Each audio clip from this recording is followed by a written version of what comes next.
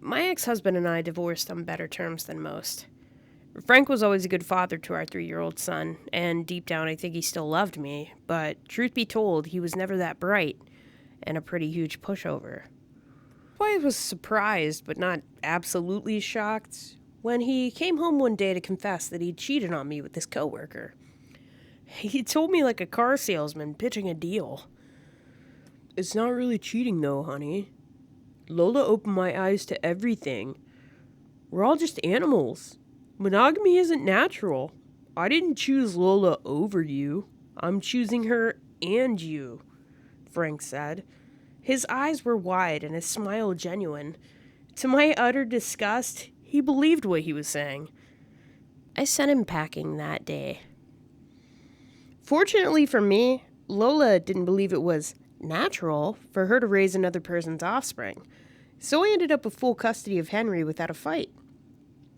There was the occasional overnight visit at his dad's house, but I tried to keep them as limited as I could while still allowing Henry to have a relationship with his father. To be perfectly honest, I couldn't stand Lola. Not only was she a homewrecker, yes, I totally acknowledge that my ex had an equal part in the cheating, but she was also batshit insane. I don't have anything against vegans in general, but Lola was vegan on a militant level. When Henry asked his dad if he could have chicken nuggets for dinner during a visit, Lola had some choice words for him. We're animals too, Henry. We don't eat our own kind. It's wrong. You're little yet, so you can't be blamed, but your mommy is a bad, bad mommy if she lets you eat our poor, murdered brothers and sisters. This broke my little Henry's heart, and he made Frank call me to pick him up. Naturally, his father didn't try to correct Lola's words, coward as he was. Am I bad, Mommy? He asked on the drive home. No, honey, no. You're such a good boy. Lola's crazy, I said. He reached his hand to my arm from his booster seat behind me. You're not a bad mommy, he said, tears welling up in his eyes. You bet I bought that kid chicken nuggets on the way home. I was ready to wring that woman's neck. But instead, I tried to be the adult and called my ex to explain why what had happened was unacceptable. He agreed with me and promised it wouldn't happen again. But the thing is, he always agrees with the person talking to him. I wasn't necessarily reassured that the issue wouldn't happen again, but I did feel better after giving him a piece of my mind. It was about a month later that the break-in happened. When I got home after picking Henry up from daycare, we found our house absolutely trashed. I took Henry back to the car and called the police. Once the officers had given us the all clear and verified no one was still in the house, I left Henry in front of my laptop with a snack and My Neighbor Totoro playing. Then I went to speak to the cops. The house looked completely ransacked, and there was a good deal missing. Most notably, my kitchen was pretty much emptied. I'd been a bit of an amateur chef for a while and had a great deal of quality kitchenware. My all-clad La Croissant, Noritake, and Crockpot brand cookware and dishes had all been stolen, along with my carefully chosen Wusthof knife set and all of my flatware. It was surprising to me what the thieves had chosen to take, but the cops explained that in robberies, often what is easiest to pawn is what's taken. My laptop would have been too easily traceable, and my TV was too big to take in a time crunch.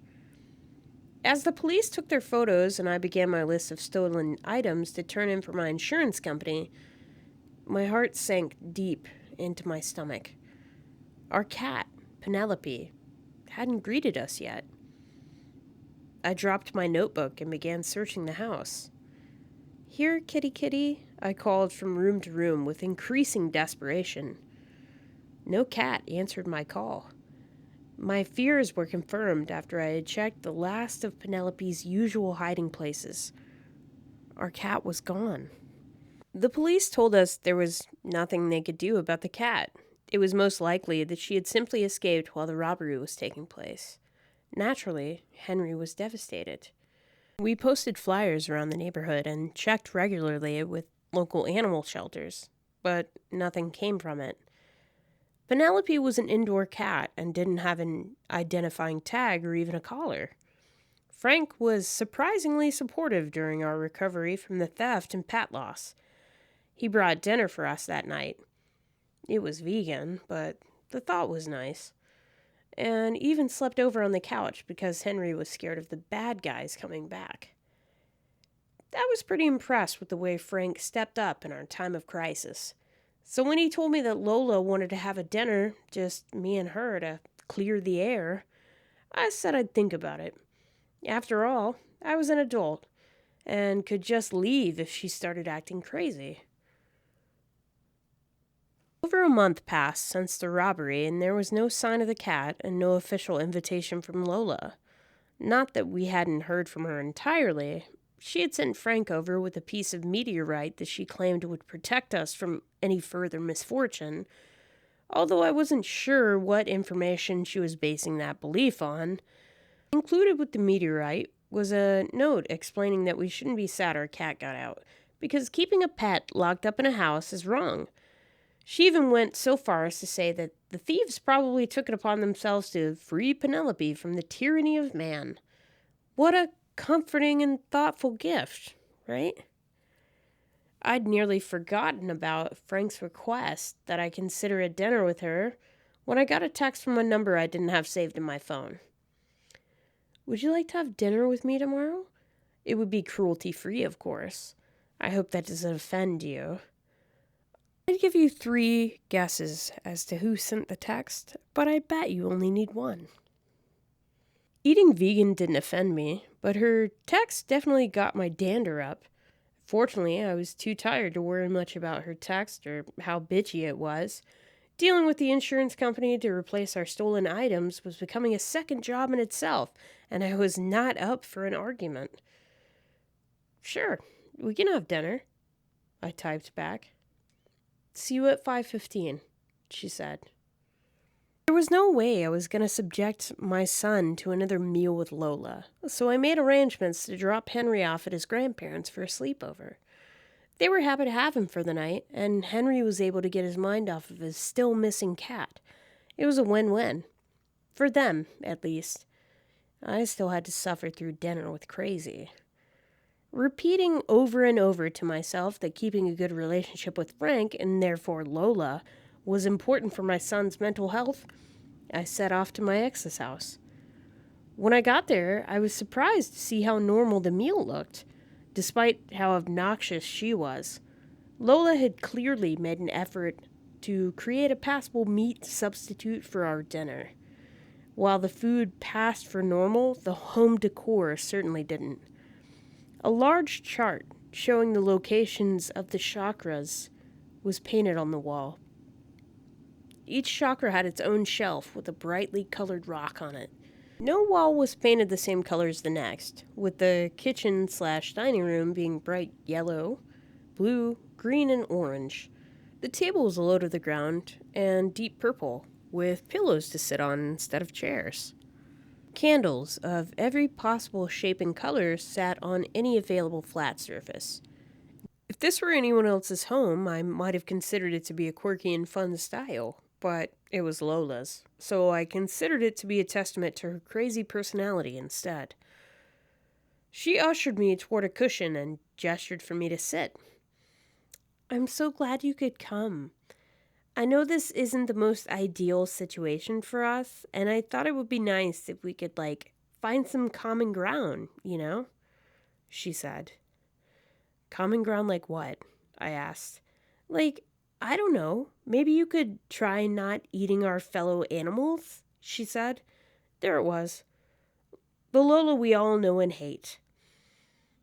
Look, I'm fine with you being vegan, but I'm not, and you're just going to have to be okay with that, I said, trying to keep my voice as calm as possible. Can we just talk about something else? Maybe you'll change your mind someday.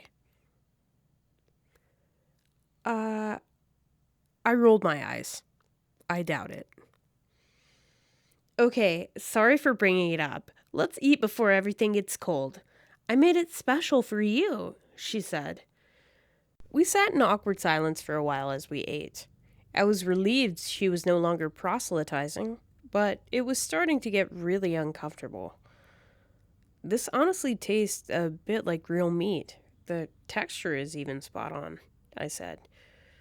I was actually pretty impressed that beans and soy could be transformed so well. Lola hadn't touched her meat substitute yet, and instead picked daintily at her salad. "Oh, it is real," she said. Her voice was casual, as if this was the most normal thing in the world to say. "You cooked meat?" I asked. I was sure I'd misunderstood. "Oh, yeah. I didn't know how else to get you to understand," she said. "Understand what, exactly? Is this the common ground you're working on?" I asked. "Yep. I just needed a way to show you how wrong it is to eat meat," she said. "So you made meat?" I asked. Her explanation made no sense. "Yeah, but this is meat you should recognize. I made it special for you, so you would see just how sad it is when an animal is killed just to be eaten," she said. Lola was smiling from ear to ear. "Why don't you cut off another slice for yourself?" she asked happily, handing me a knife. Not just any knife, though. A Wusthof knife. My Wusthof knife, complete with the dent I'd made in the handle 2 years ago. She must have seen the recognition on my face, because she added, "People who use cookware for murder don't deserve to have it. I'm sure you'll understand."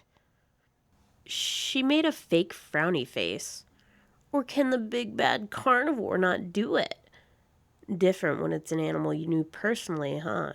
she asked. Penelope. Bile rose in my throat as I ran to the bathroom, my head filled with images of Lola murdering and cooking my cat. Tears ran down my face as I violently retched into the toilet. When I saw it, the dried drips of blood down the sides of the pink bathtub. I wasn't sure if I could handle what was beyond the curtain, but wanting to know for sure, to have proof to show Frank how monstrous Lola was, I ripped the curtain back. Blood rushed through my ears and my breath stopped in my lungs, yet somehow a scream ripped through my throat. There in the bathtub, with empty caverns carved out where muscle used to be, lay the corpse of my ex-husband. Lola is now doing life in prison, but I'll never feel like justice was completely served. How can any punishment she receives ever make up for Henry losing his father, or the unending nightmares I'll endure for the rest of my life? Penelope eventually made her way home, but what is a cat to a boy who's lost his father? During the court proceedings, Lola freely admitted to what she had done. "I bet you won't eat meat anymore now, will you?" was the last thing she said to me, screaming out the words as she was led away by prison guards. She seemed so proud of herself. As much as I didn't want her to have that satisfaction, she's right. I'll never eat meat again.